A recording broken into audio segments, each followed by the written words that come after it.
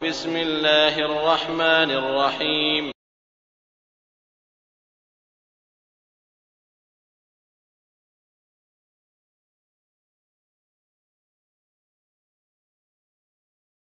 أعوذ بالله من الشيطان الرجيم. بسم الله الرحمن الرحيم. قل هو الله أحد الله الصمد لم يلد ولم يولد ولم يكن له كفوا أحد.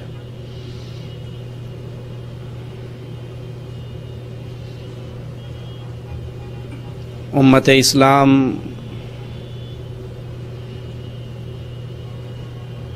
چونکہ اس کا نبی آخری نبی اور آخری نبی کی یہ آخری امت جس کی عمر بہت تھوڑی سابقہ امتوں کے مقابلے میں، لیکن اللہ کا کرم اور اللہ کا فضل، مالک کا انعام اس امت کے اوپر کہ اللہ نے نیکی اور خیر کے موسم اس کو بہت عطا کی، ایسی راتیں عطا کی، ایسے دن عطا کیے کہ ایک دن میں ایک عمل کرنے سے، ایک روزہ رکھ لینے سے مالک اس امت کے انسانوں کے 2 سالوں کے گناہوں کو معاف کر دیتا۔ ایسی راتوں میں سے ایک رات بھی عطا کی کہ وہ ایک رات اگر عبادت کر لی جائے تو 1000 مہینوں کی عبادت سے بہتر ہے ایک رات کی عبادت۔ یہ اللہ کا خاص انعام ہے، یہ اللہ کا خاص فضل ہے ہمارے اوپر کہ نیکی اور خیر اور بھلائی کے ایسے ایسے موسم ہمارے لیے رکھے ہیں جن کے اندر انسان تھوڑی سی محنت، تھوڑی سی کوشش کے بعد نیکیوں کے انبار اپنے نام اعمال میں لکھوا لیتا ہے۔ انہی موسم میں سے یہ ہمارے دن ذی الحجہ کا پہلا عشرہ، یہ 10 دن وہ عظیم دن ہے کہ سال کے سارے دنوں کے اندر ان دنوں سے بہتر کوئی دن نہیں ہے۔ اگر راتوں کو دیکھیں تو رمضان کے آخری عشرے کی راتیں سال کی تمام راتوں سے افضل ہیں، اور اگر دنوں کو دیکھا جائے تو یہ ذی الحجہ کے پہلے دن 10 دن تمام دنوں کے اندر افضل ترین اعمال ہیں۔ ان دنوں میں انسان جو نیکی کرتا ہے، جو اعمال کرتا ہے، وہ اللہ کو بڑے ہی محبوب ہیں۔ رسول کریم صلی اللہ علیہ وسلم فرماتے ہیں اس دنوں میں نیکی کرنے والا جب نیکی کرتا ہے، ان دنوں کے علاوہ باقی دنوں میں کوئی نیکی اس کے برابر نہیں ہو سکتی، اس کے مقابلے پر اور کوئی دن کی نیکی نہیں گنی جائے گی۔ صحابہ کرام کہتے ہیں یا رسول اللہ صلی اللہ علیہ وسلم، کیا باقی دنوں کا جہاد بھی اس کے برابر نہیں ہے؟ آپ نے کہا جہاد بھی اس کے برابر نہیں ہے، الا یہ کہ ایسا مجاہد جو اپنے مال اور اپنی جان دونوں کو لے کر اللہ کے راستے میں نکلتا ہے اور وہ بھی قبول ہو جاتا ہے، اس کا مال بھی اللہ کے دربار میں قبول ہو جاتا ہے، یعنی وہ بھی شہید ہو جاتا ہے اور مال بھی لٹ جاتا ہے، اس کا اجر تو زیادہ ہے۔ اس کے علاوہ اور کوئی عمل ان دنوں کے اعمال کے مقابلے پر نہیں آ سکتا۔ ابن عباس رضی اللہ عنہ وارضاہ سے روایت ہے، صحیح بخاری کے اندر یہ حدیث موجود ہے کہ آپ علیہ السلام نے فرمایا ان دنوں کے مقابلے پر باقی دنوں کا کوئی عمل اس کا مقابلہ نہیں کر سکتا۔ ابن عمر رضی اللہ عنہما سے روایت ہے، فرماتے ہیں رسول کریم صلی اللہ علیہ وسلم نے فرمایا ان 10 دنوں سے بڑھ کر کوئی فضیلت والا دن نہیں ہے۔ یہ دن ضائع کرنے کے لیے نہیں، یہ دن شاپنگ میں وقت برباد کرنے کے لیے نہیں، بلکہ یہ افضل ترین ایام ہے سال کے، اور ابن عمر کہتے ہیں اللہ کے رسول علیہ الصلوۃ والسلام نے فرمایا ان دنوں کے مقابلے پر اور کوئی دن ان سے زیادہ فضیلت اور عظمت والا نہیں ہے، اور کوئی عمل بھی ان دنوں کے عمل سے بڑھ کر نہیں ہے۔ ان دنوں میں زیادہ سے زیادہ اللہ کی حمد و ثنا، تسبیحات، تکبیرات، لا الہ الا اللہ، اللہ اکبر، یہ آوازیں بلند کیجئے۔ اس سے انسان کو مالک کے دربار میں درجات کی بلندیوں کا انعام ملتا ہے۔ چاند نظر آنے کے بعد یہ ایام شروع ہوئے، اب ان ایام کے اندر تمام نیکیاں بڑی عظیم ہیں، لیکن سب سے بڑی نیکی اللہ کا ذکر ہے، اور اس ذکر کے اندر بھی بہترین ذکر رسول کریم صلی اللہ علیہ وسلم ہمیں سکھا رہے ہیں، لا الہ الا اللہ۔ یہ تمام ذکر میں، اذکار میں سب سے افضل عمل ہے، افضل ذکر لا الہ الا اللہ۔ لا الہ الا اللہ کا ذکر تمام دعاؤں کے اندر، تمام اذکار کے اندر سب سے اعلیٰ ٹاپ کلاس۔ کیوں؟ کیونکہ یہ عبادت اللہ کی وحدانیت، اس کی الوہیت کا اقرار اور اعلان ہے، لا الہ الا اللہ۔ اللہ ان دنوں کے اندر کثرت سے یہ تسبیحات کریں۔ سعید بن جبیر رحمہ اللہ، ان کے بارے میں آتا ہے کہ جب یہ 10 دن اس کا آغاز ہوتا تو اپنے آپ کو عبادت میں اتنا مصروف کر لیتے کہ بظاہر یوں لگتا کہ یہ اپنے آپ کو کہیں ہلاک ہی نہ کر بیٹھے، انہیں کوئی اور شغل نہ ہوتا، کوئی اور عمل نہ ہوتا۔ یہ 10 دن خاص اللہ کی عبادت میں دن اور رات اپنے گزار دیتے، لمحات گزار دیتے۔ یہاں پر سوال پیدا ہوتا ہے، آپ کہہ سکتے ہیں، میں کہہ سکتا ہوں کہ جی ہم نے تو ڈیوٹی بھی کرنی ہے، ہم نے تو دکان پر بھی بیٹھنا ہے، ہم نے تو کاروبار بھی کرنا ہے۔ تو وہ تسبیحات جو رسول کریم صلی اللہ علیہ وسلم نے سکھائی ان کو کثرت سے کہیے، لا الہ الا اللہ، اللہ اکبر، الحمدللہ۔ اب آپ کچھ بھی کام کر رہے ہوں، آپ کی زبان تو ان الفاظ کو دہرا کر اپنے اوقات عبادت کے اندر گزار سکتے ہیں۔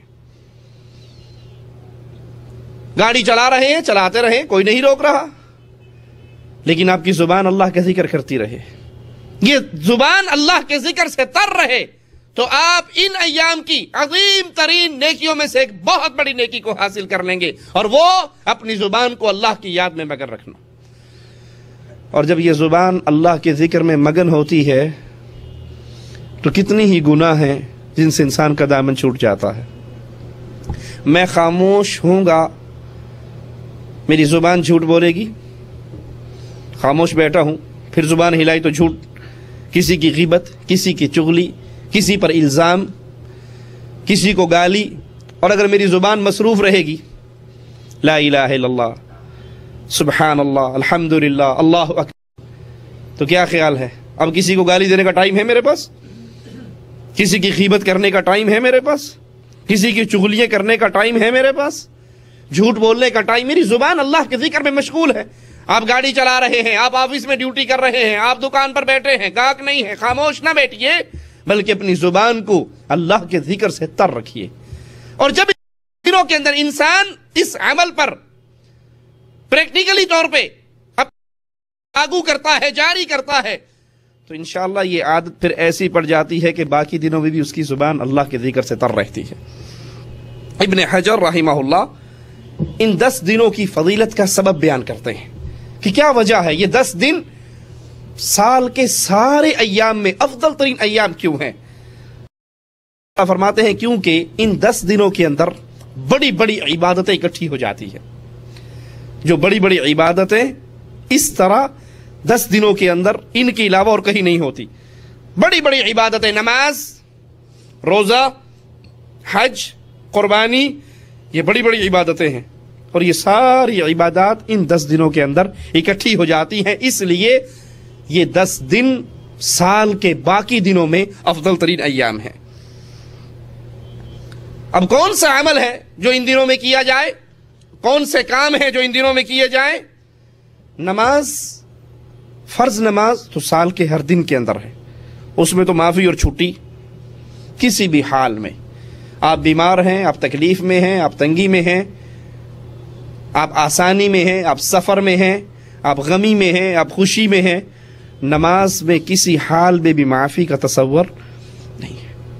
یہ نہیں ہو سکتا کہ انسان اپنے آپ کو مومن سمجھے، مسلمان سمجھے، مواحد سمجھے اور اس کی زندگی کے اندر نماز نہ ہو۔ جس کی زندگی میں نماز نہیں ہے اس کے دل میں ایمان بھی، حدیث میں آتا ہے رسول کریم صلی اللہ علیہ وسلم نے نماز پڑھی، سلام پھیرا تو ایک شخص کو بیٹھے ہوئے دیکھا، اس سے پوچھتے ہیں کیا تو مسلمان نہیں ہے، تو نے ہمارے ساتھ نماز نہیں پڑھی؟ امام الانبیاء کے سوال پہ غور کیجئے، کیا تو مسلمان نہیں ہے، تو نے ہمارے ساتھ نماز نہیں پڑھی، کیا تو مسلمان نہیں ہے؟ کیا معنی؟ اگر تو مسلمان ہوتا تو ہمارے ساتھ نماز پڑھتا، اور اگر تو نے ہمارے ساتھ نماز نہیں پڑھی اس کا مطلب یہ ہے کہ تو مسلمان؟ اس نے کہا نہیں یا رسول اللہ صلی اللہ علیہ وسلم، میں اپنے گھر میں نماز پڑھ چکا تھا، میں اس کے بعد مسجد میں آیا، میں دوسری بستی میں نماز پڑھ چکا تھا، بعد میں آیا۔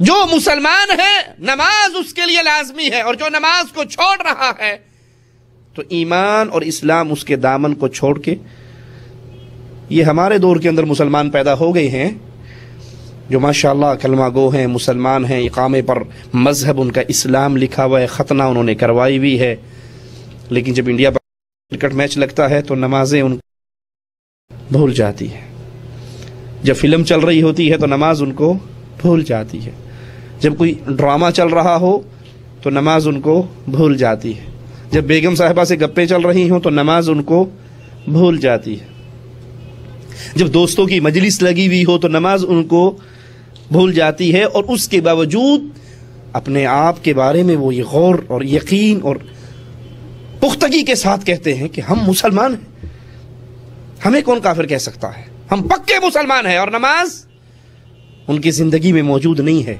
یہ آج کے دور کا مسلمان ہے، نبی کے دور کے اندر ایسے مسلمان موجود۔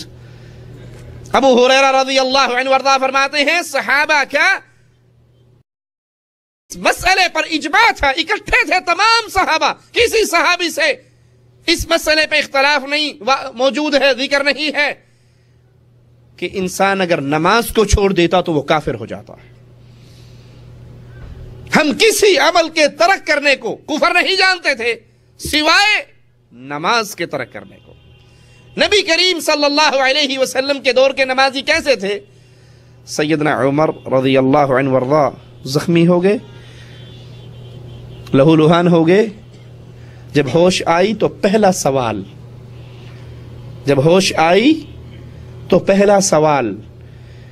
شاہد آفریدی بیٹنگ کر رہا ہو اور اٹھ کر جب واش روم جائیں تو واپس آتے ہی پہلا سوال کیا ہوتا ہے؟ اس نے کوئی چھکا تو نہیں مارا، اس نے کوئی چوکا تو نہیں مارا، کہیں آؤٹ تو نہیں ہو گیا؟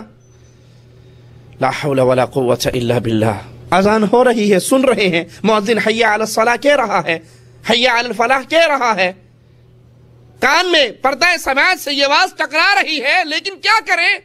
کرکٹ کا بھوت اتنا سوار ہے، بسنت کے پتنگ اڑانے کا بھوت اتنا سوار ہے، شادی اور بیاہ کا فنکشن، وہ خوشی اتنے عروج پہ پہنچی ہوئی ہے کہ آج تو ولیمے کی دعوت ہے، آج تو نکاح کا دن ہے، آج تو شادی کا دن ہے، آج کون نماز پڑھتا ہے؟ آج تو ابو فوت ہو گئے ہیں، آج امی مر گئی ہے، آج بھائی مرا ہے، آج کی نمازیں کون پڑھے گا؟ ہم تو غم کے اندر ہیں۔ مومن غم میں ہو، خوشی میں ہو، تفریح میں ہو، آسانی میں ہو، جنگ میں ہو، جہاد میں ہو، نماز کو مومن کبھی بھولا نہیں کرتا۔ سیدنا عمر رضی اللہ عنہ وارضاہ کو ہوش آیا تو پہلا سوال، کیا میں نے نماز پوری کر لی تھی؟ کہا نہیں۔ کہا مجھے بٹھاؤ، میں نماز پوری کر لوں۔ جس کی نماز نہیں اس کا ایمان نہیں۔ تو ان دنوں کے اندر فرض نماز تو سال کے ہر دن کے اندر جاری ہے، بلکہ یہ اتنا عظیم عمل ہے، رسول کریم صلی اللہ علیہ وسلم کو طائف کے اندر پتھر پڑے، لیکن آپ کی زبان مبارک سے اہل طائف کے لیے بد دعا، فرشتے آ گئے تھے، اجازت مانگ رہے تھے، اجازت دیجئے طائف کے پہاڑوں کو اٹھا کر ان بستی والوں پہ ڈال کے پیس دیں۔ آپ نے کہا نہیں، مجھے اللہ سے امید ہے، انہوں نے مجھے مارا ہے، یہ نہ صحیح، ان کی پشتوں سے آنے والے ضرور لا الہ الا اللہ کا اقرار کریں گے. ان کے لیے بد دعا نہیں فرمائی.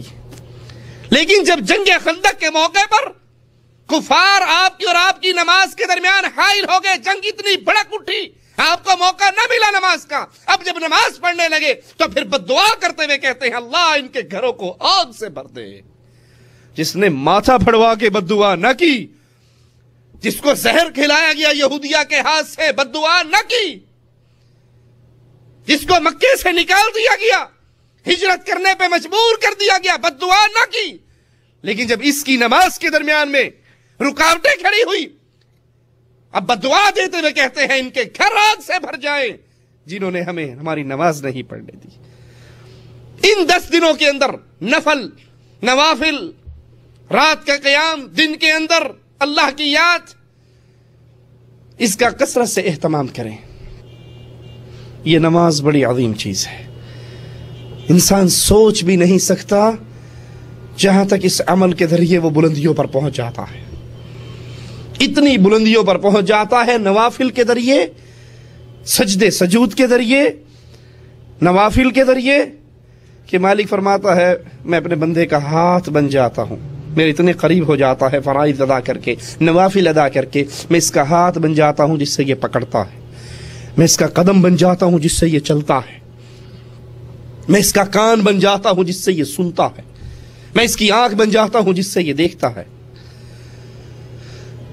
باطل اور گمراہ فرقوں نے تو اس حدیث کا یہ مطلب نکالا کہ نعوذ باللہ اللہ اس میں فنا ہو جاتا ہے, اللہ اس میں حلول کر جاتا ہے, یہ اللہ میں فنا ہو جاتا ہے. حالانکہ نہیں, اس کا مطلب یہ ہے کہ اس کا ہاتھ اس چیز کو نہیں پکڑتا جس کے پکڑنے سے اللہ نے منع کیا ہے. اس کا قدم چل کر اس طرف نہیں جاتا جس طرف جانے سے اللہ نے منع کیا ہے. اس کا کان وہ چیز سنتا ہی نہیں جس سننے سے اللہ نے منع کیا ہے. اس کی آنکھ اس چیز کو نہیں دیکھتی جس طرف دیکھنے سے اللہ نے منع کیا ہے. اللہ ایمان کا یہ درجہ ہمیں بھی عطا فرمائے. یہ نوافل, یہ نمازیں رسول کریم صلی اللہ علیہ وسلم کے دروازے پر جب پہرہ دینے والا پہرہ دیتا ہے, مسواک اور تازہ پانی لے کر آتا ہے, تو رسول کریم صلی اللہ علیہ وسلم خوش ہوتے ہیں اور اس سے پوچھتے ہیں مانگ کیا مانگتا ہے. تو ایک ہی سوال کرتا ہے, اللہ کے نبی علیہ الصلوۃ والسلام آج آپ کے دروازے پر کھڑا ہوں, آپ کا پہرے دار بنا ہوا, آپ کا خادم بنا ہوا, جنت میں جاؤ گے تو آپ کا بڑا اعلیٰ مقام ہوگا, تو میں جنت میں چلا بھی گیا تو آپ کے مقام پر تو نہیں پہنچ سکوں گا, جنت میں بہت نیچے ہوں گا. اے نبی, جب اتنی بڑی خوشخبری رب کی طرف سے سنا رہے ہو کہ جو مانگو گے اللہ عطا کرے گا, تو ایک ہی سوال کرتا ہوں, جس طرح یہاں آپ کے در پہ کھڑا ہوں وہاں بھی آپ کا پڑوسی بن جاؤں. یہ دعویٰ کرنے والوں کے رسول کریم مختار کل ہیں, جو چاہے عطا کر دیں, جو چاہے دے دیں. اگر مختار کل ہوتے تو آپ کو کہنا چاہیے تھا کہ جا ٹھیک ہے, اپنے ساتھ والا مکان میں نے تجھے دے دیا, میرا پڑوسی تو بنے گا. کہا اور کچھ مانگ لے. کہا یہ مانگنے کے بعد اب ہاتھ دعا کے لیے اٹھتے ہی نہیں ہیں. آپ کا پڑوس مانگ کے سب کچھ مانگ لیا ہے. کہا اگر تو اپنی مانگ میں سچا ہے تو کثرت سجود سے میری مدد کر, کثرت سے سجدے کر, کثرت سے نفل نوافل ادا کر. ان سجدوں کی بنا پر تو اللہ کے دربار میں بلند مقام پہ پہنچ جائے گا. حضرت ثوبان رضی اللہ عنہ سے روایت ہے, فرماتے ہیں میں نے نبی کریم صلی اللہ علیہ وسلم سے سنا, وہ فرما رہے تھے تم کثرت سے سجدے کیا کرو. یہ فرض نمازوں کے علاوہ تلقین ہے نفل نماز ادا کرنے کی. تم سجدے کیا کرو, کیونکہ جب بھی تو سجدہ کرے گا تیرا ایک درجہ بلند ہوگا اور ایک گناہ تیرا معاف کر دیا جائے گا. سجدہ کرنے سے اللہ کی طرف سے انعام کیا ملتا ہے؟ سجدہ کرو گے, اپنی پیشانی کو زمین پہ رکھو گے, بظاہر خاک میں لگاؤ گے, آپ جھک رہے ہو اللہ کے لیے, جتنے جھکتے جاؤ گے اللہ اتنا بلند کرتا جائے گا. لیکن یہ سجدہ کس کے لیے ہو جی؟ قبروں پہ سجدے کرنے والوں, درباروں اور درگاہوں پہ سجدے کرنے والوں, لال شہباز کلندر کے دربار پہ گھوڑے کے قدموں کے نشان پہ سجدے کرنے والوں.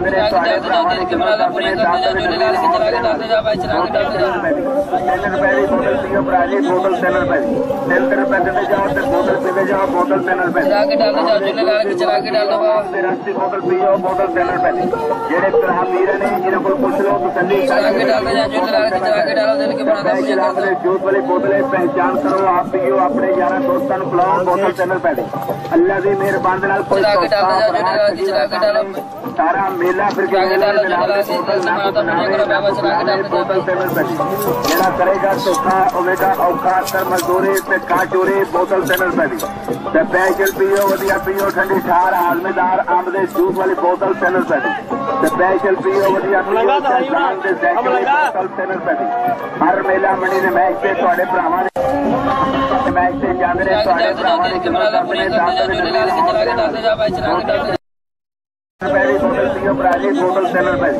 3 ਰੁਪਏ ਦੇ ਜਾਓ ਤੇ ਬੋਤਲ ਪੀਵੇ ਜਾਓ ਬੋਤਲ 3 ਰੁਪਏ ਚਲਾ ਕੇ ਡਾਲ ਦੋ ਜੁਲੇ ਲਾ ਕੇ ਚਲਾ ਕੇ ਡਾਲ ਦੋ ਤੇ ਰਸਤੀ ਬੋਤਲ ਪੀਓ ਬੋਤਲ 3 ਰੁਪਏ ਦੀ ਜਿਹੜੇ ਭਰਾ ਵੀਰ ਨੇ ਜਿਹਨਾਂ ਕੋਲ ਪੁੱਛ ਲਓ ਤਸੱਲੀ ਚਲਾ ਕੇ ਡਾਲ ਦੋ ਜੁਲੇ ਲਾ ਕੇ ਚਲਾ ਕੇ ਡਾਲੋ ਦਿਲ ਕੇ ਬਣਾ ਦੋ ਆਪਣੇ ਜੂਸ ਵਾਲੀ ਬੋਤਲ ਹੈ ਪਹਿਚਾਨ ਕਰੋ ਆਪ ਪੀਓ ਆਪਣੇ ਯਾਰਾਂ ਦੋਸਤਾਂ ਨੂੰ ਪਿਲਾਓ ਬੋਤਲ 3 ਰੁਪਏ ਦੀ या महफिल मौसीकी में तहरुल कादरी के कदमों में सजदे करने वालों, ये सजदा अल्लाह के लिए इबादत है। ये गैरुल्लाह का करोगे तो तुम उसको अपना महबूद समझोगे, वो तुम्हारा महबूद है, बातिल बन जाएगा अगर तुम अल्लाह को छोड़कर किसी और के लिए सजदा करते हो।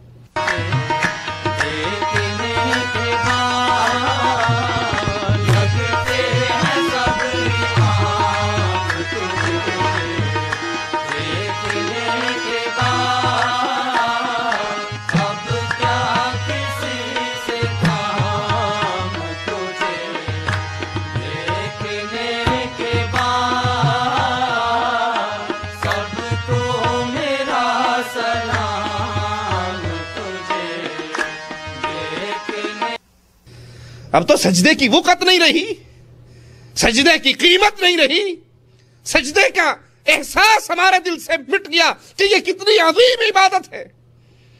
वस्जुद वक्तरिब, सजदा कर, अल्लाह के करीब हो।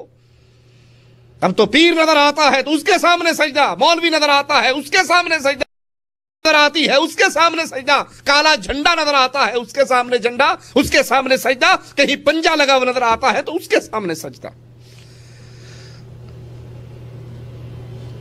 हदीस में आता है जब इंसान सजदा करता है शैतान रोता है कि मुझे सजदे का हुक्म हुआ और मैंने इनकार किया, मेरे लिए जहन्नम है। आदम के बेटे को सजदे का हुक्म हुआ, ये सजदा करता है तो अल्लाह इसको जन्नत अता कर देता है। कसरत से नमाजों का एहतमाम कीजिए, कसरत से रोजों का एहतमाम कीजिए। ये 10 दिन नेकियों के दिन हैं और नेकियों में रोजा एक बहुत बड़ी नेकी है। हर नेकी का सवाब लिख दिया जाता है और रोजेदार की नेकी के बारे में कहा जाता है सौमूली। मालिक फरमाता है इसने रोजा मेरे लिए रखा है, इसकी जजा भी मैं ही इसको अता करूंगा।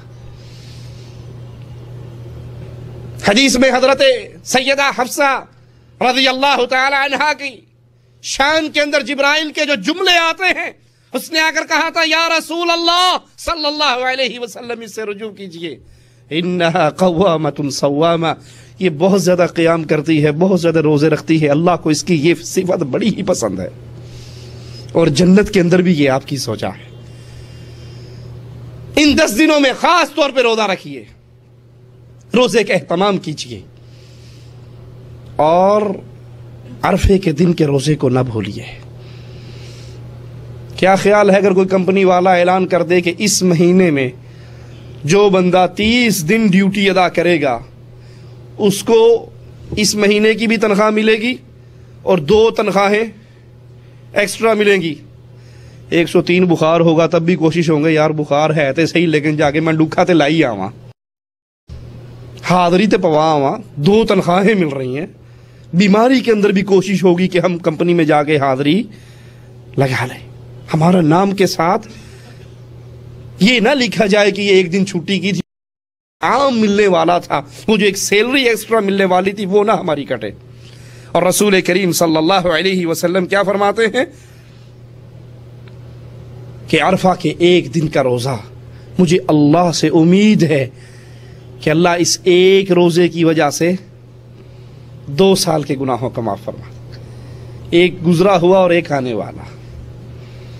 2 سال کے گناہوں کا کفارہ ایک روزہ. اب یہاں پر بھی اشکال پیدا ہوتا ہے. کئی لوگ سوال کرتے ہیں کہ 9 ذی الحجہ کا روزہ رکھنا ہے یا عرفہ کے دن کا روزہ رکھنا ہے, اور یہ سوال مملکہ سے باہر سے لوگوں کا رہتا ہے.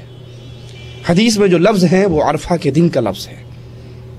اور عرفہ کہاں پر ہے؟ انڈیا میں عرفہ ہے, پاکستان میں میدان عرفات ہے. میدان عرفات کہاں ہے؟ مکہ میں. حاجی کہاں اکٹھے ہوتے ہیں؟ میدان عرفات میں. جس دن حاجی میدان عرفات میں اکٹھے ہوں گے ان کے لیے تو انعام و کرام کی بارشیں ہیں. اب جو غیر حاجی ہے, جو میدان عرفہ میں نہیں پہنچ سکا, اس کے لیے بھی یہ ہدیہ ہے مالک کی طرف سے کہ تو میدان عرفہ میں تو نہیں پہنچ سکا, لیکن باہر رہ کر اگر تو روزہ رکھ لیتا ہے, غیر حاجی عرفہ کے دن اگر روزہ رکھ لیتا ہے, تو مالک اس ایک روزے کی وجہ سے اس کے 2 سال کے گناہوں کو معاف کر دیتا ہے. اگر عرفہ میں پہنچ گیا, حاجی بن گیا, مواحد ہے, نمازی ہے, اور یہاں آ کر اپنے اللہ کو راضی کرتا ہے, دعائیں مانگتا ہے, تو اللہ ان فرشتوں سے پوچھتا ہے میرے بندے کیوں آئے ہیں, یہ مجھ سے کیا چاہتے ہیں, حالانکہ وہ سب کچھ جانتا ہے. فرشتے کہتے ہیں اللہ یہ تیری معافیوں کا سوال کرتے ہیں, تجھ سے رحمتوں کا سوال کرتے ہیں, معافی مانگنے آئے ہیں. مالک فرماتا ہے فرشتوں گواہ رہو میں نے ان سب کے گناہوں کو معاف کر دیا. لیکن مشرک معاف نہیں ہوگا, یاد رکھیے گا اس مسئلے کو. مشرک حج کرے, مشرک طواف کرے, غیر اللہ کا پجاری مکے میں آ کر بیت اللہ کے سامنے آ کر روئے, حجر اسود کو چومے, زمزم پیے, مینا میں آئے, عرفہ میں آئے, قربانیاں کرے, بال کٹوائے, مشرک جو مرضی کر لے, لا یغفر ان یشرک بہ, اللہ نے اس مشرک کو کبھی معاف نہیں کرنا. یہ معافیے, یہ عرفہ کی معافیے ہو, یا ان 10 دنوں کے انعامات ہو, یا عرفہ کے روزے سے 2 سال کے گناہوں کا کفارہ بنتا ہو, یہ صرف اس کے لیے ہے جو مواحد ہے. جو مشرک ہے اس کو نعمتوں میں سے کچھ نہیں ملے گا.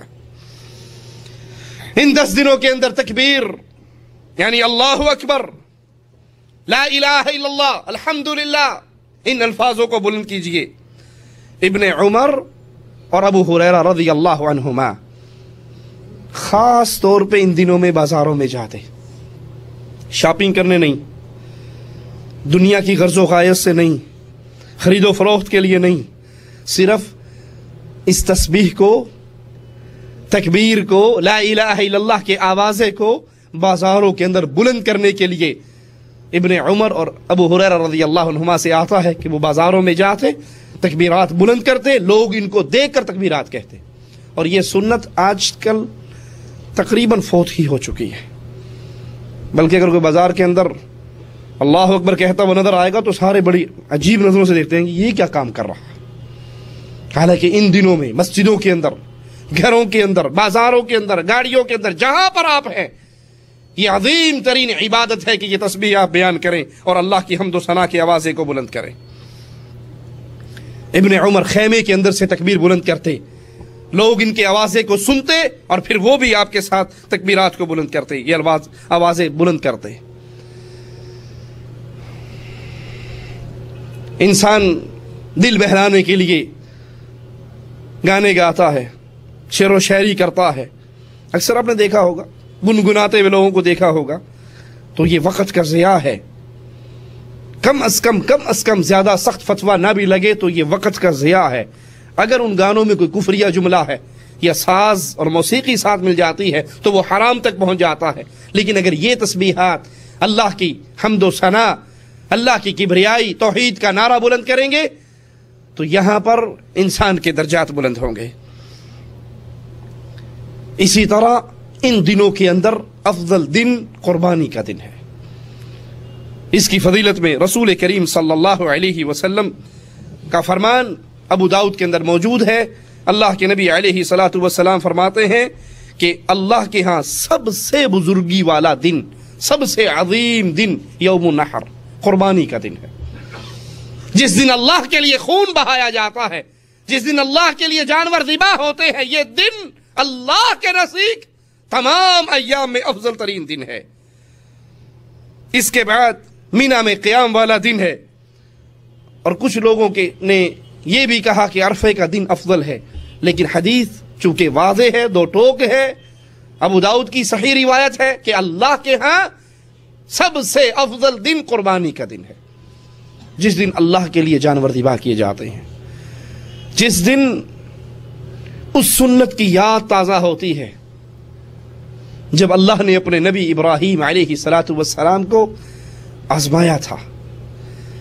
सबसे लाडली चीज, सबसे प्यारी चीज बुढ़ापे की औलाद है। इंसान को जवानी में औलाद ना मिले या मिल जाए तो उसका एहसास बुढ़ापे में जाकर होता है। जब बूढ़ा हो गया, हड्डियां कमजोर हो रही है और उसकी औलाद उसकी उंगली पकड़ के साथ चलने वाली, उसका बाजू बनने वाली नहीं है, इंसान को अपनी तन्हाई का एहसास होता है। और अल्लाह ने बुढ़ापे के अंदर औलाद दी और ख्वाब में दिखा दिया कि मैं इसको ज़िबा कर रहा हूं। अब एक तरफ अल्लाह की मोहब्बत है, एक तरफ बेटे की मोहब्बत है।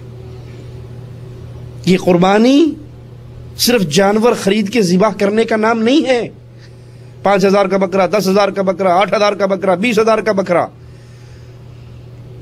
ये ख्वाहिशात पर छुरी चलाने का नाम कुर्बानी है। मुझे याद है एक जगह पर पाकिस्तान में किसी दोस्त को मैं मिलने गया, उनकी मजलिस में बैठे हुए मगरिब की अजान हो गई। बड़े बड़े तुज्जार थे वो, मालदार सामियाँ थी, पार्टियाँ थी।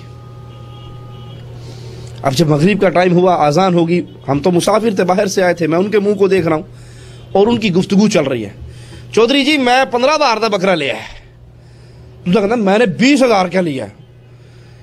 एक कहने लगा मैंने 4 बकरी लिए, मेरा ख्याल है काफी रहेंगे 4 बकरे। मैं और मेरे बड़े भाई डॉक्टर तौफीकुर रहमान, हम दोनों थे, गुफ्तगू सुनते रहे। जब वो अजान हुए 5-7 मिनट गुजर गए, मैंने कहा अजान हो गई? हाँ जी मौलवी साहब, ऊपर मस्जिद है, जाकर नमाज पढ़ लो। ऊपर मस्जिद है, जाके नमाज पढ़ लो। और वो नीचे फख्र कर रहे हैं, मैं जी 15,000 का बकरा लिया, मैंने 20,000 का बकरा लिया, मैंने 25,000 का, मैंने 4 बकरे लिए, मेरा ख्याल है काफी रहेगा, अल्लाह राजी हो ही जाएगा, 4 बकरे दे रहा हूं। नमाज का कहा गया, कहा जी ऊपर मस्जिद आप जाकर पढ़े, किसने मना किया आपको? और हम गए, वाकई सिर्फ 2 भाइयों ने हमने जमात करवाई। नीचे उन कुर्बानी के लिए 5-5, 4-4 बकरे 20-20, 25-25 हजार के खरीदने वालों में से एक भी उठकर नहीं आया। ये कुर्बानी बकरे ज़िबा करने का नाम नहीं है। ये कुर्बानी अल्लाह को ना तुम्हारी कुर्बानी का खून पहुंचता है, ना गोश्त पहुंचता है। ये कुर्बानी तो ख्वाहिशात पे छुरी चलाने का नाम है। इब्राहीम अलैहिस्सलातु वस्सलाम बेटे से कहते हैं, बेटा मैंने ख्वाब देखा है, मैं तेरे गले पे छुरी चला रहा हूं, तुझे ज़िबा कर रहा हूं, तेरा क्या ख्याल है? नेक औलाद जवाब में कहती, बाबा फफ़अल मा तुअमर, कर गुजरिए जो आपको ऑर्डर दिया गया है, मुझे सब्र करने वाला पाओगे। बुढ़ापे की औलाद उसको लिटा लेते हैं और पेशानी के बल लिटाते हैं कि सीधा लिटाऊं, छुरी मेरे हाथ में हो और चलाते वक्त मेरी आंखें इसकी आंखों से टकराए, इसका चेहरा मेरी आंखों से के सामने हो, तो बाप की फितरी मोहब्बत जोश मारे और बेटे की मोहब्बत में आकर कहीं मैं अल्लाह के हुक्म की अदायगी से रुक ना जाऊं, मेरे हाथ लड़खड़ा ना जाएं, छुरी चलने से मेरा हाथ इनकार न कर दे कि मैं नहीं चलाता, ये तो बेटा है, ये तो लगते जिगर है। पेशानी के बल लिटाते हैं और कुर्बानी के लिए तैयार कर लेते हैं, और मालिक अपनी रहमत से उनको निकाल कर जन्नत का एक जानवर भेज देता है और ऐलान करता है, इब्राहिम हमने तुझको आजमाया था, तू अपनी आजमाइश में पूरा उतरा है। ये कुर्बानी का नाम जानवर को ज़िबाह करना नहीं, अपनी ख्वाहिशात को ज़िबाह करना है। ये उस सुन्नत को सारी उम्र के लिए हमारी शरीयत के अंदर भी बाकी रखा गया है। लेकिन इस कुर्बानी से दरस क्या मिलता है? अगर अल्लाह की मोहब्बत के मुकाबले पर बीवी रुकावट बने, बेटा रुकावट बने, कौम कबीला बिरादरी रुकावट बने, सबको छोड़ा जा सकता है, रब को छोड़ा। ये कुर्बानी है। अगर आप समझे मेरी जिंदगी ہی گزرتی رہے جیسے گزر رہی ہے. اللہ کے احکامات کو میری بیوی توڑ رہی ہے، میرے ماتھے پہ بل نہیں پڑتا. میرا بیٹا توڑ رہا ہے، میرے ماتھے پہ بل نہیں پڑتا. قوم برادری اللہ کے احکامات کو ٹھوکر مارتے ہیں اور میں ہنس کے ٹال دیتا ہوں، اور پھر قربانی کے لیے جانور لے کر بھی کھڑا ہو جاتا ہوں تو میری قربانی قبول نہیں ہونے والی. یہ قربانی تو سبق ہے، یہ قربانی تو درس ہے، یہ قربانی تو آپ کی اور میرے ایمان کا امتحان ہے. آپ نماز کے لیے بیوی کو اٹھاتے ہیں، اٹھو نماز پڑھو. ارے تو پڑھ لا، تو اپنی قبر جانا، میں اپنی قبر جانا، میں نوں ٹائم لگے گا، پڑھ لاں گی، نہیں لگے گا نہیں پڑھاں گی. تو ٹھیکیدار ہے؟ تو کیا لگتا ہے؟ میرا دل کرے گا پڑھ لوں گی، نہیں کرے گا نہیں پڑھوں گی. کہتا اچھا ٹھیک ہے، بیوی جو ہوئی نہیں مانتی نہ مانے. حاجی صاحب تسبیح لے کے اللہ اللہ کرتے ہوئے، لمبی داڑھی، ماتھے پر محراب، قدم اٹھا کر مسجد کی طرف جا رہے ہیں. بیٹا ڈش انٹینے کا ریموٹ لے کر چینل پہ چینل چینج کر رہا ہے، بدکاری اور بے حیائی کے سین دیکھنے کے لیے تلاش کر رہا ہے. اور یہ جا کر باقاعدہ نماز پڑھ کے پہلے آدھا گھنٹہ پہلے اذان کے وقت مسجد میں موجود ہیں، بڑا طویل ذکر و اذکار، قرآن کی تلاوت، نمازیں. واپس آتے ہیں، بیٹا وہیں پر ڈش انٹینے پہ بیٹھا بدماشی کر رہا ہے. کہا یہ اولاد جوان ہو گئی کی کہہ سکتے ہیں، ایک ہی چھت کے نیچے رہ رہا ہے. یہی بیٹا، یہی بیوی، یہی بھائی، یہی برادری، اس کے ساتھ محبت کا معاملہ، پیار کا معاملہ، سلوک کا معاملہ ہے، اور اللہ کے احکامات سے یہ کھیل رہے ہیں، ٹھوکریں مار رہے ہیں. تو وہاں پر اس کی غیرت جوش نہیں کھاتی. یہ کس منہ سے قربانی دینے کے لیے چلا ہے؟ میں آپ کو مثال دے کے سمجھاتا ہوں. یہی بیٹا جو نماز کے لیے نہیں اٹھتا، یہی بیوی جو نماز کے لیے نہیں اٹھتی، آپ ڈیوٹی کر کے باہر سے گھر میں آئیں اور بیٹا اٹھ کر بابا جی کا استقبال کرنے کے بجائے باپ کے منہ پہ تھپڑ مارے تو کیا خیال ہے؟ گال ملتے ہوئے کہیں گے جی پتر جوان ہو گیا ہے، کچھ بھی کر سکتا ہے. کیا کر سکتے ہیں؟ بیٹا جوان ہو گیا، جو جی چاہے کرے. آ کر بیٹھ جاؤ گے، کہو گے آج اس نے مجھ پہ ہاتھ اٹھایا ہے، میرے گھر میں رہ رہا ہے، میری چھت کے نیچے رہ رہا ہے اور میرے اوپر ہاتھ اٹھاتا ہے. اس چھت کے نیچے یا یہ رہے گا یا نکل جا میرے گھر سے. وہ ڈاٹا ہوگا میں نہیں نکلتا. اچھا پھر میں نکل رہے ہیں. باپ نکل جاتا ہے یا نہیں نکل جاتا؟ اولاد کو چھوڑ کے باپ چلے جاتے ہیں نا، گھروں کو ترک کر دیتے ہیں. کیوں؟ اس کی عزت نفس پہ چوٹ پڑتی ہے. لیکن یہ اللہ کی شریعت پہ چھریے چلائے اور مجھے کوئی چوٹ نہ لگے.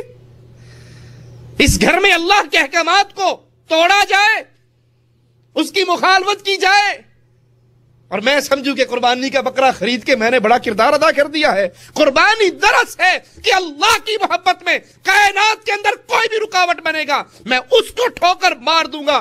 رب سے دوستی خراب نہیں کر سکتا. میری اصل محبت اللہ سے ہے. ہر طرح کی خواہش، ہر طرح کی تمنائیں قربان کی جا سکتی ہیں. مالک کا حکم قربان. بیگم 100 دفعہ آپ سے ناراض ہوتی رہے، میری بہن کی شادی ہے، آپ کی سالی کی شادی ہے، میں نے جانا ہے، اور آپ کو پتا ہو اس شادی پہ ڈھول بجیں گے، گانے چلیں گے، مہندی کی رسم، ابٹن کی رسم، موم بتیاں سجی ہوئی مہندی کے تھالوں میں آئیں گی، لڑکی اور لڑکے رقص کرتے ہوئے مخلوط باہر نکلیں گے، بے حیائی بدماشی کے مناظر ہوں گے. یہ آپ کی بیوی ہے.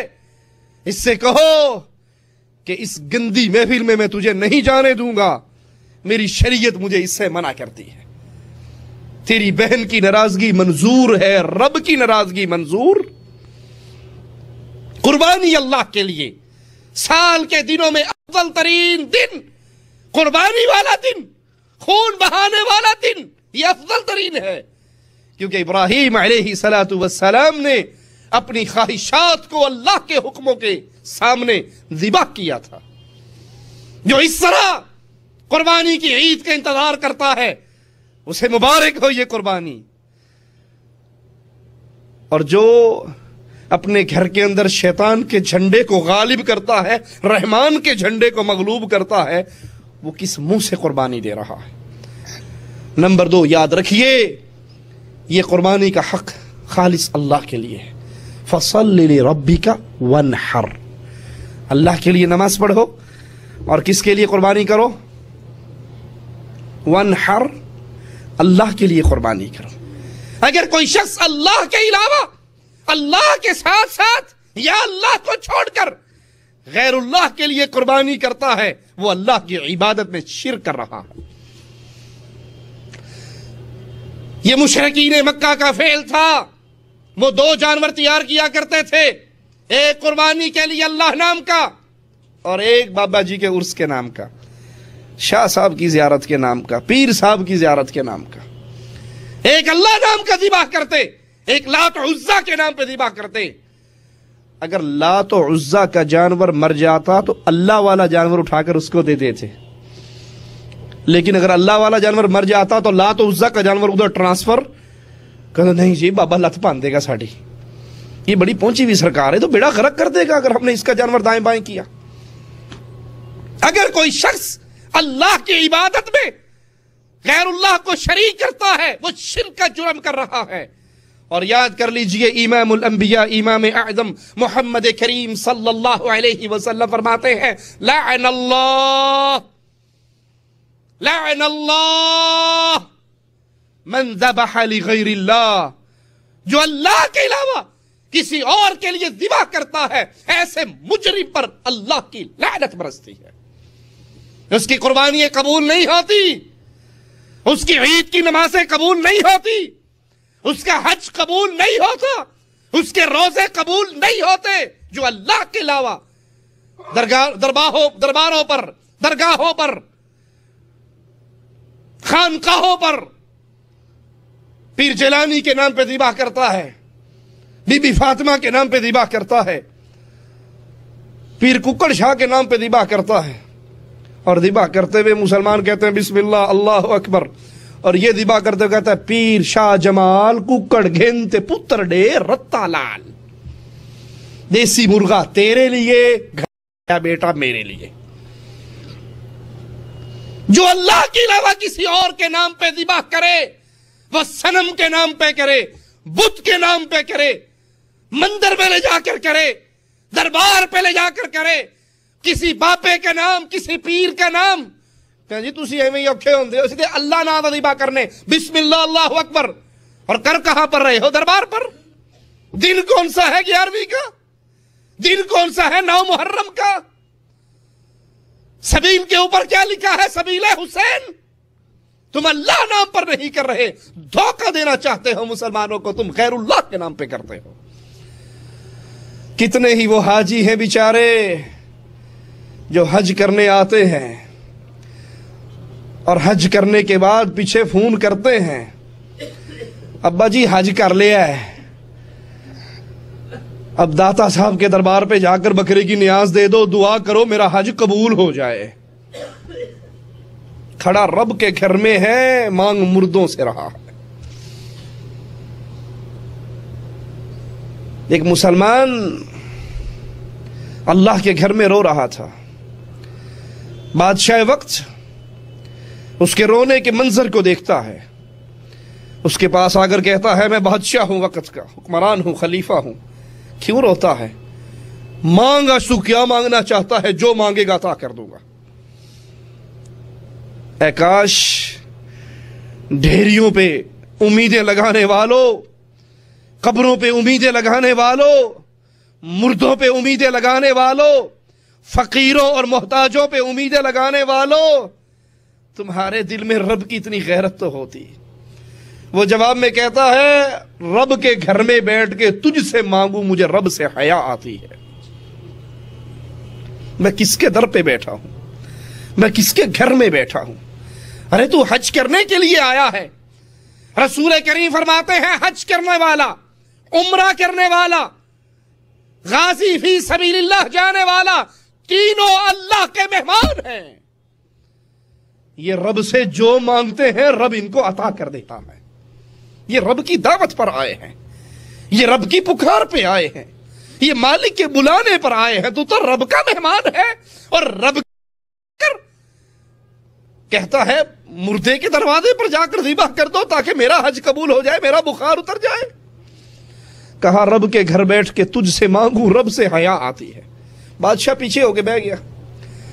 یہ دعا مانگ کے فارغ ہوا، باہر نکلا، بادشاہ سلامتی پیچھے پیچھے چل پڑے. جب حرم سے باہر آیا کہنے لگا تو نے کہا تھا حرم میں بیٹھ کے تجھ سے مانگوں. حرم والے، اس گھر والے رب سے حیا آتی ہے. اب تو بیت اللہ سے باہر آ گیا ہے، کیوں رو رہا تھا؟ مانگ کیا مانگتا ہے؟ آج جو مانگے گا میں دے دوں گا. کہتا ہے کیا مانگوں؟ دنیا مانگوں یا آخرت مانگوں؟ کہا آخرت کا جیسے تو بھوکا ہے ویسے میں بھی رب کا سوالی ہوں. میرے پلے میں آخرت کا کوئی خزانہ نہیں ہے. دنیا کے 4 سکے میرے پاس ہیں. سونا مانگنا ہے، چاندی مانگنی ہے، دنیا کا جو مانگنا ہے مانگ. کہا بھلے آدمی، دنیا تو دنیا والے کے در پہ بیٹھ کر بھی میں نے نہیں مانگی، تجھ سے کیا مانگوں؟ میرے آنسو تو وہاں بھی اپنے رب کو راضی کرنے کے لیے بہہ رہے تھے اور آخرت کے سوال کے لیے بہہ رہے تھے. یہ قربانی عبادت ہے اللہ کی. اگر یہ قربانی، یہ جانور کا ذبح کرنا آپ نے غیروں کے لیے بھی شروع کر رکھا ہے تو رک جائیے، توحید کے سبق کو سیکھیے، توحید کے لیسن کو یاد کیجئے. جو اللہ کے علاوہ کسی اور کے لیے ذبح کرتا ہے اس پر اللہ کی لعنت برستی ہے، اللہ کی رحمت سے وہ دور ہو جاتا ہے. رسول کریم صلی اللہ علیہ وسلم کے فرمان کے مطابق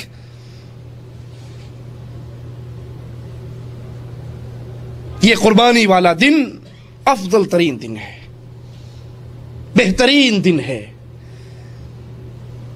اس دن مالک اپنے بندوں سے راضی ہوتا ہے، مالک اپنے بندوں کو عطا کرتا ہے، بندے اپنے مالک کی عبادت کرتے ہیں. اور اس عبادت کے اندر بھی محمد کریم صلی اللہ علیہ وسلم کی سنت کو کبھی نہ بھولیے. قربانی کب کی جاتی ہے؟ خطبے اور نماز کے، نماز اور خطبے کے بعد. قربانی کس کے لیے کرتے ہیں ہم؟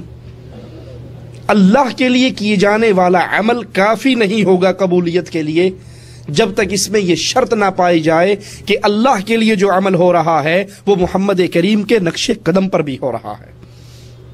یہ قربانی والا دن. لیکن اگر یہاں پر آپ اتباع محمد کریم کے درس کو بھول گئے، آپ عید کی نماز پڑھانے جا رہے، ایک صحابی کے گھر سے بہتا ہوا خون نظر آیا. پوچھتے ہیں یہ خون کیسا ہے؟ وہ صحابی کہتے ہیں اللہ کے نبی میں نے آج قربانی عید سے پہلے ہی کر لی ہے، اور اس وجہ سے پہلے کی ہے کہ قربانی کرنے کے بعد بہت شارٹ ٹائم بچتا ہے، گوشت بنانے کے لیے، بانٹنے کے لیے تاخیر ہو جاتی ہے. میں نے سوچا کیوں نہ آج قربانی میں عید کی نماز سے بھی پہلے ہی کر لوں. اور یہ سوچ کس کی ہے؟ نبی کریم کے صحابی کی، آپ کے شاگرد کی. اس سے پیارا دل ایمان والا کس کا ہو سکتا ہے؟ تو میں نے سوچا آج قربانی پہلے کر کے گوشت اکٹھا کر لیتا ہوں، بنا لیتا ہوں. نماز پڑھ کے آتے ہی سب سے پہلے میری قربانی والا گوشت یتیموں، فقیروں، مسکینوں، بیواؤں کے گھروں میں پہنچے گا، لقمے بن کے ان کے پیٹ میں اترے گا. مجھے اللہ کتنا ثواب دے گا. سوچ اچھی ہے یا بری؟ اچھی سوچ ہے. امام الانبیاء امام اعظم محمد کریم صلی اللہ علیہ وسلم فرماتے ہیں اے میرے ساتھی تیری قربانی نہیں ہوئی. تیری قربانی، عظیم ترین دن قربانی کا دن، عظیم ترین عبادت قربانی کی عبادت، لیکن امام الانبیاء فرما رہے ہیں تیری یہ عبادت قبول، تیری یہ قربانی قبول نہیں ہوئی. کہا اللہ کے نبی میری نیت تو اچھی تھی. کہا تیری نیت تو اچھی تھی لیکن محمد کی سنت کے مطابق عمل نہیں تھا.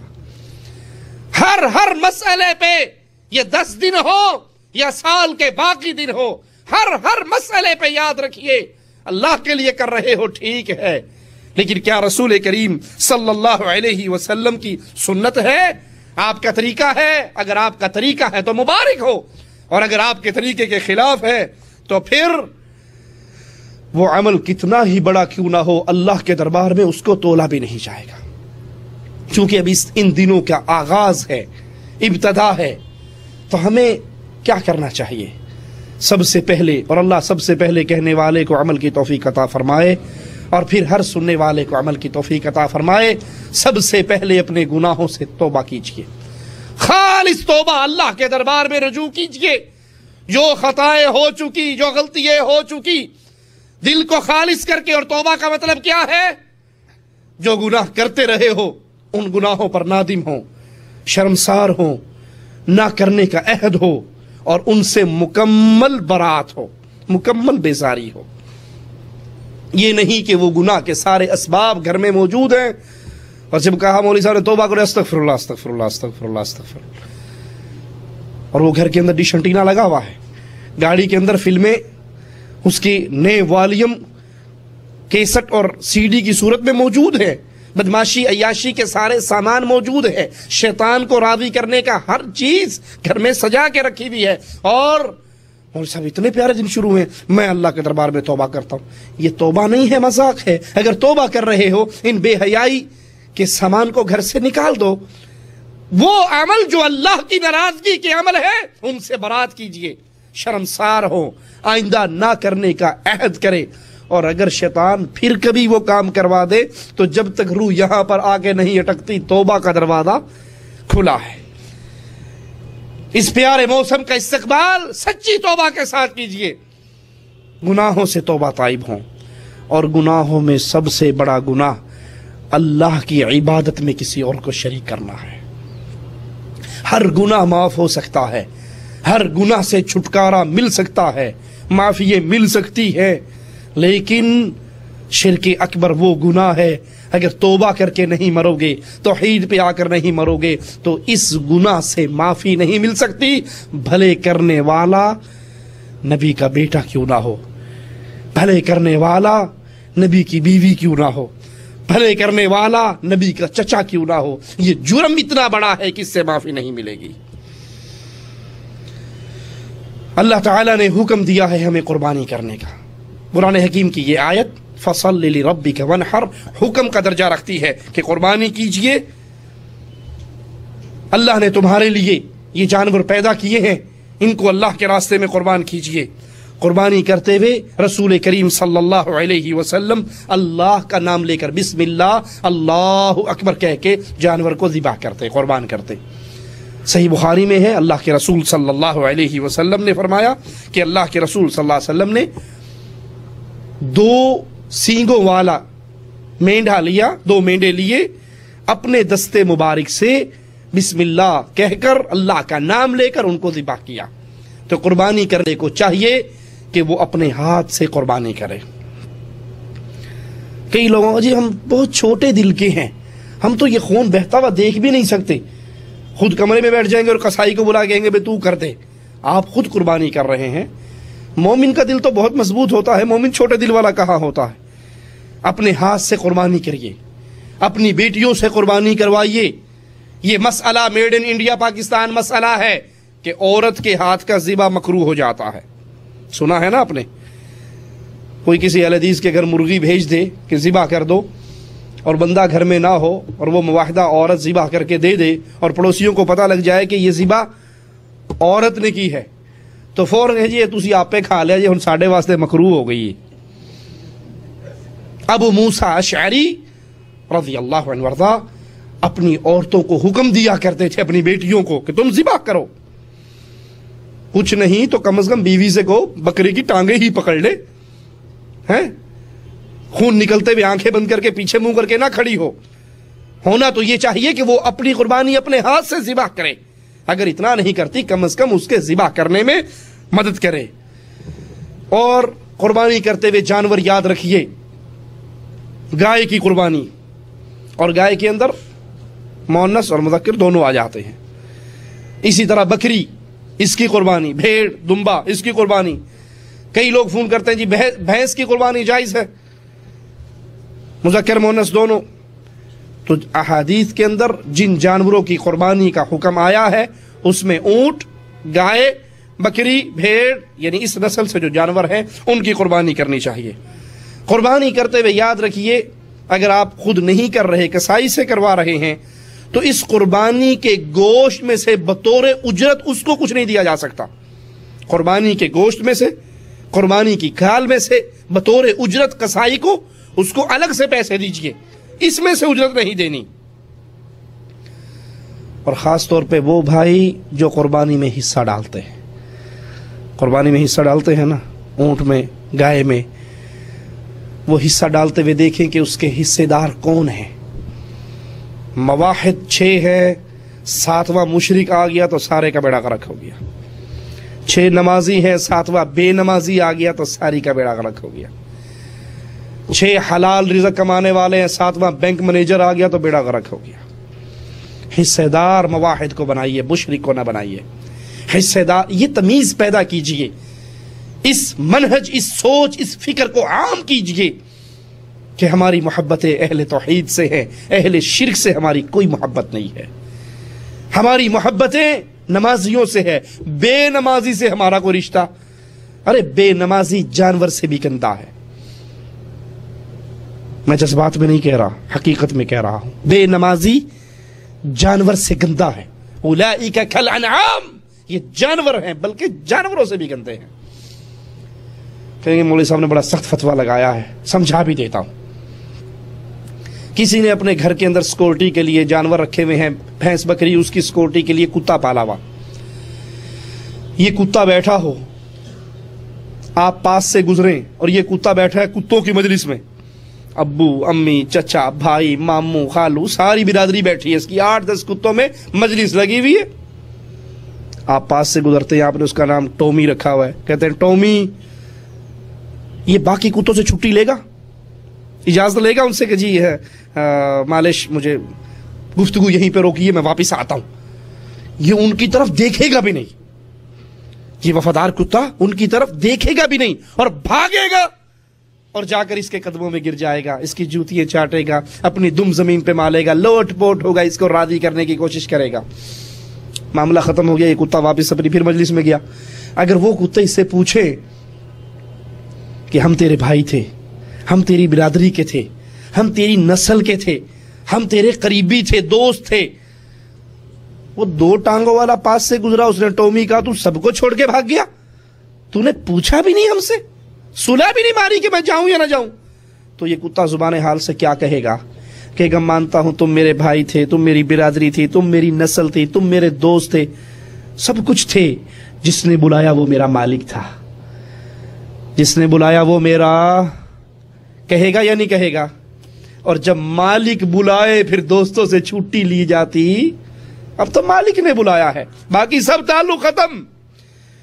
یہ بے نماز کرکٹ کا میچ دیکھ رہا ہے، یہ بے نماز لوڈو کھیل رہا ہے، یہ بے نماز ڈائجسٹ پڑھ رہا ہے، عمران سیریز پڑھ رہا ہے، اردو نیوز پڑھ رہا ہے، ٹیلی ویژن پہ خبریں دیکھ رہا ہے، ڈش اینٹینا کی گندی محفل میں بیٹھا ہے، یا دوستوں سے گپ شپ چل رہی ہے اور مالک کی طرف سے آوازیں بلند ہو رہے ہیں، حی علی الصلاۃ، حی علی الفلاح، اور یہ اپنی مجلس میں جمع رہتا ہے. بتائیے وہ جانور اس سے بہتر ہے یا نہیں ہے؟ بے نماز کا حصہ اپنی قربانی میں ڈال کر ساری قربانی کا بیڑا غرق نہ کیجیے.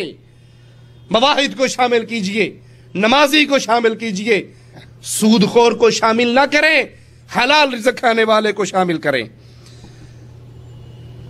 اور قربانی کا وقت یاد رکھیں کہ عید کی نماز کے بعد، خطبے کے بعد پھر قربانی کا وقت ہے. اس سے پہلے قربانی نہیں کی جا سکتی. قربانی کا گوشت کھایا بھی جا سکتا ہے، رکھا بھی جا سکتا ہے، تقسیم بھی کیا جا سکتا ہے. سلف صالحین سے جو اقوال ملتے ہیں اس میں بہتر یہی ہے کہ کچھ حصہ فقیروں کے لیے بھی تقسیم کیا جائے، کچھ حصہ رکھا بھی جائے، کھایا بھی جائے. رسول کریم صلی اللہ علیہ وسلم اپنی قربانی کے گوشت کو کھایا کرتے تھے. جس نے قربانی کرنی ہو وہ چاند نظر آنے کے بعد سے لے کر قربانی تک، عید کے دن تک، عید کی نماز کے بعد تک، نہ اپنے ناخن کاٹے نہ اپنے بال کاٹے. کون؟ جس نے قربانی کرنی ہے. قربانی یہاں کون سی ڈسکس ہو رہی ہے؟ عید والی قربانی، حج والی قربانی نہیں. حج والی قربانی نہیں ہے، حاجیوں کا ذکر نہیں، یا قربانی کا ذکر ہے غیر حاج کا. جس نے قربانی کرنی ہے وہ ناخن نہ کاٹے، وہ بال نہ تراشے. اس پہ بھی ڈرامہ چلتا ہے. آپ نے اکثر داڑھی مون لوگوں کو دیکھا ہوگا جن بیچاروں کو ابھی تک توفیق نہیں ہوئی کہ اپنا چہرہ وہ محمدی بنائیں. ان کو محمد علیہ السلام کا چہرہ پسند نہیں آتا. یہود و نصارہ مجوس کا چہرہ نبی کے چہرے سے زیادہ اچھا لگتا ہے. اسی لیے تو ان جیسا بناتے ہیں نا. اگر کسی مسلمان کو یہ دل سے یقین ہو, زبان سے ہزار لوگ کہتے ہیں, دل سے یہ یقین ہو کہ محمد علیہ الصلوۃ والسلام کا چہرہ کائنات میں تمام چہروں سے پیارا ہے, تو نبی کے دشمنوں جیسا چہرہ بنائے گا وہ؟ کیوں؟ جس سے محبت کی جاتی ہے ویسی شکل و صورت بنائی جاتی ہے. آپ دیکھتے ہو کسی دو دوستوں میں بہت زیادہ پیار ہو تو کسی بھی فنکشن پہ انہیں چیک کر لو, ان کا سوٹ ایک طرح کا ہوگا, جوتی ایک طرح کی ہوگی, پین ایک طرح. ان کی کوشش یہ ہوگی دیکھنے والا ہم دونوں کو سگے بھائی سمجھے, حالانکہ وہ سگے بھائی نہیں ہوتے, لیکن ان کی دوستی محبت اتنی اونچی پہنچی ہوئی ہوتی ہے کہ ہر بندہ دوسرے کی نقل کرنے کی کوشش کرتا ہے. اگر ہمیں واقعی یقین ہو کہ نبی کریم صلی اللہ علیہ وسلم کا چہرہ یہودیوں کے چہرے سے زیادہ پیارا تھا, مجوسیوں کے چہرے سے زیادہ پیارا تھا, ہندوؤں کے چہرے سے زیادہ پیارا تھا, کافروں کے چہرے سے زیادہ پیارا تھا, یہ دل سے یقین ہو تو کبھی اپنا چہرہ محمدی رنگ روپ سے ہٹا کر کافروں کے رنگ روپ پہ چلیں گے؟ کبھی نہیں چلیں گے, کیونکہ ہمیں یقین ہوگا کہ کائنات میں حسین چہرہ داڑھی والا ہوتا ہے. داڑھی والا چہرہ خوبصورت, کیونکہ سب سے حسین چہرہ محمد کریم کا تھا اور وہ داڑھی کے ساتھ حسین تھا. چاند نظر آ گیا, جو سارے سال داڑھی شیو کرتے ہیں آپ ان کو بھی دیکھو گے, ان کی بھی دھنیا اگا ہوا ہوگا, تھوڑی تھوڑی ان کی بھی نکل رہی ہے. ان سے پوچھو یہ کیا ہے؟ اجی مولوی صاحب کمال کرتے ہیں, آپ ہم سے پوچھ رہے ہیں یہ کیا ہے؟ ارے حدیث میں آیا ہے جس نے قربانی کرنی ہو وہ چاند نظر آنے کے بعد بال نہ کاٹے, ناخن نہ تراشے. ٹھیک ہے, ماشاءاللہ آپ کو حدیث سے بڑی محبت ہے. اب قربانی والا دن آ گیا, قربانی ہو گئی, گوشت کھانے سے پہلے, کلیجی کھانے سے پہلے نائی کو بلایا جاتا ہے یا اس کے پاس جایا جاتا ہے اور وہ دوبارہ حساب کتاب برابر کر دیتا ہے. ہم نے مان لیا حدیث میں ہے کہ جس نے قربانی کرنی ہے وہ بال نہ تراشے. آپ نے حدیث پہ عمل کر کے ان 10 دنوں میں داڑھی شیو نہیں کی. اللہ کا واسطہ دے کر پوچھتا ہوں, ایک حدیث ہمیں بھی دکھا دیجئے جس میں اللہ کے نبی صلی اللہ علیہ وسلم نے فرمایا ہو قربانی کرنے کے بعد داڑھی شیو کر دو. کوئی ایک حدیث ہمیں بھی دکھا دیجئے. نہیں, یہاں سنت رسول صلی اللہ علیہ وسلم سے محبت والا معاملہ نہیں ہے. یہاں یہ ہے کہ 10 دن لوگ بھی شیو نہیں کرتے, میں بھی 10 دن شیو نہیں کرتا. یہاں لوگوں کے پیچھے, معاشرے کے پیچھے, عادت اور رسم اور رواج کے پیچھے چلا جاتا ہے. اگر ان 10 دن شیو کرنے والے نے شیو کرنی اس لیے چھوڑی ہے کہ سنت محمد رسول اللہ ہے, تو نبی کا حکم تو یہ ہے وفر اللحا وفروا ای کثروا, اپنی داڑھیوں کو بڑھاؤ, ان کو زیادہ کرو. 10 دن کے لیے داڑھی شیو کرنا جو چھوڑ رہا ہے وہ سنت رسول پہ عمل نہیں کر رہا, وہ جو لوگ کر رہے ہیں وہ کر رہا ہے. خیر, جس نے قربانی کرنی ہو وہ چاند نظر آنے کے بعد سے لے کر قربانی تک اپنے ناخن نہ کاٹے, اپنے بال نہ کاٹے, نماز کے بعد, قربانی کے بعد یہ عمل کرے. اور اگر کوئی کاٹ لیتا ہے بھول کر تو اس پہ کوئی کفارہ نہیں ہے, استغفار کرے, اللہ اس کے گناہ کو معاف فرمائے گا. اسی طرح عید کے لیے جب چاہے تو عید کی نماز رسول کریم صلی اللہ علیہ وسلم نے فرمایا اپنی عورتوں کو بھی نکالو. اتنی شدت سے فرمایا کہ جس کے پاس, ایک عورت کے پاس چادر نہیں ہے وہ اپنی پڑوسن کی چادر ادھاری لے کر اس میں جائے. جس کے پاس چادر نہیں ہے وہ, اور چادر سے مراد یہاں برخے والی چادر ہے, پردے والی چادر ہے. اور اللہ رحم فرمائے اس مسلمان قوم پر, اندر 300 روپے کا کاٹن کا سوٹ پہنا ہوا ہے اور جو برخہ پہنا ہوا ہے وہ 700 روپے کا ہے. کاٹن کا سوٹ بالکل سادہ ہے, اور جو برخہ کر کے یہ کاٹن کا سوٹ چھپانا تھا اس کے یہاں بھی کڑھائی ہے, اس کے یہاں بھی شیشے ہیں, اس کے پیچھے بھی موتی جھلمل جھلمل کرتے جا رہے ہیں. یہ وہ چادر ہے جس سے اس نے پردہ کرنا تھا. اگر اس چادر کو اتار دے تو ہو سکتا ہے کسی کی نظر نہ پڑے, لیکن یہ چادر, یہ برخہ, یہ فیشن کا لباس پہن کر نہ چاہتے ہوئے بھی انسان کی نظر پڑتی ہے کہ یہ کون جا رہا ہے. تو عید کے لیے نکلتے ہوئے کسی کے پاس چادر نہیں ہے وہ اپنی پڑوسن کی چادر لے کر جائے. کیا معنی؟ جائے ضرور لیکن بے پرد ہو کے, بے پردہ اپنی بیویوں کو اتوار بازار گھمانے والوں, شاپنگ سینٹروں میں چھوڑ کر دروازے پر, گیٹ پر واپس آ جانے والوں, یہاں عید کے لیے حکم ہے کہ عورت جائے, برخے کی چادر نہیں تو پڑوسن سے چادر ادھاری مانگ لے, اس کی چادر کے اندر چلی جائے. جس نے نماز نہیں پڑھنی وہ بھی جائے, وہ نماز میں شریک نہیں ہوتی تو کم از کم وہ مسلمانوں کی دعاؤں کے اندر شریک ہو جائے۔ اور اس وقت جاتے ہوئے دیکھا ہوگا اکثر مسلمان عورتیں فل تیار ہو کے، عید کا دن ہے، فل تیار ہو کے میک اپ کر کے، چوڑیاں پہن کے، خوشبوئیں لگا کے، جھنکارے پہن کے پھر وہ عید کی نماز پڑھنے جا رہی ہیں۔ یہ اب ثواب کمانے نہیں جا رہی، گناہ کمانے جا رہی ہے۔ رسول کریم صلی اللہ علیہ وسلم کا فرمان، جو عورت خوشبو لگا کے گھر سے نکلتی ہے اور اس کی خوشبو نامحرم مردوں تک پہنچتی ہے، فَهِيَ زَانِيَةٌ زَانِيَةٌ زَانِيَةٌ، یہ بدکار ہے، بدکار ہے، بدکار ہے۔ عید کے موقع پر مہندی لگانے سے آپ کو کوئی نہیں روک رہا، میک اپ کرنے سے کوئی نہیں روک رہا، چوڑیاں پہننے سے کوئی نہیں روک رہا۔ خوشبو یہ مرد کے لیے ہے، آپ کے لیے مہندی ہے۔ یہ تمام اعمال کیجئے، لیکن یہ اعمال کس کے لیے ہیں؟ اس کا حقدار وہ مسکین ہے جو گھر میں بیٹھا ہے۔ یہ خامند کے لیے ہے۔ یہاں عید سے پہلے 1 گھنٹہ پہلے میک اپ کر کے تیار ہو کے عید پہ گئی، عید سے آتے ہی چونکہ کھانا پکانا ہے، خامند کو منہ دکھانے سے پہلے ہی منہ دھو کر کچن میں چلی جاتی۔ جس کے لیے میک اپ کرنا تھا اس کو دیکھنا نصیب، اور عورتوں کے اندر فخر کرنے کے لیے یہ کام کیا جاتا ہے۔ تو عید کی نماز پہ جاتے ہوئے ایسا لباس نہ پہنا جائے جس کے اندر فتنہ ہو۔ یہ چوڑیاں، یہ جھنکار والی چیزیں فتنے کی چیزیں ہیں، یہ غیر مردوں تک اس کی آواز پہنچنے کا ڈر ہو تو اس کو نہ پہنا جائے۔ عورتیں خوشبو لگا کر نہ جائیں اور ایک راستے سے جائیں دوسرے راستے سے آئیں۔ اللہ سے دعا ہے اللہ ہمیں عمل کی توفیق عطا فرمائے، جب تک زندہ رکھے، اسلام پر رکھے، جب موت دے اس حال میں دے، اللہ ہم سے راضی ہو، ہم اپنے اللہ سے راضی ہوں۔ کیا جانوروں یا جانداروں کی تصویر رکھنا جائز ہے؟ نہیں، تصویر بنانی بھی ہو تو بے جان چیزوں کی بنائی جائے، درختوں کی بنا لی جائے، سمندروں کی بنا لی جائے، لیکن کسی جاندار چیز کی تصویریں بنا کر ان کو فریم کروا کر سجانا یہ درست عمل نہیں ہے۔ اللہ ہمیں عمل کی توفیق عطا فرمائے۔ اقول قولی ھذا واستغفر اللہ لی ولکم ولسائر المسلمین فاستغفروہ انہ هو الغفور الرحیم۔